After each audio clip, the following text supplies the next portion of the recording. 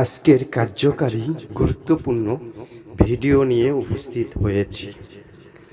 প্রথমে আপনাকে যে আমল করতে চাচ্ছেন বা যে কাউকে বশীভূত করতে চাচ্ছেন, গোলাপ জল ছিটিয়ে দিয়ে পাক পবিত্র হয়ে কবরস্থান থেকে এক মুষ্টি মাটি নিয়ে ওই মাটিটির উপরে মন্ত্রটি একবার পরে দম দিয়ে মাটিটি যাকে ভালোবাসেন তার ঘরের আশেপাশে ছিটিয়ে দিবেন।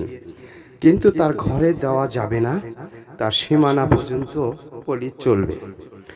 যে সময় দিবেন কোনো মানুষ যেন আপনাকে না দেখে, যে কোনো কেউ যেন না দেখে, সেই অবস্থায় আপনাকে কাজটি করতে হবে।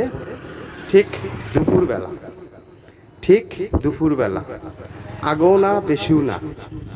এইভাবে আপনি একটা দিন করুন, দেখবেন আপনার কাছেই সে চলে আসবে। আপনার ছাড়া সে কিছু বুঝবে না। অন্যায়ভাবে করবেন না, হয়তো বিপরীত ক্ষতি হতে পারে।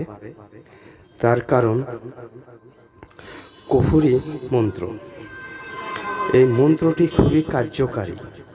অনেক চ্যালেঞ্জ থেকে নিয়ে কাজ করেছেন, কোনো ফল পাননি। আজকে আমার এই মন্ত্রটি দিয়ে আপনি একটিবার কাজ করেন,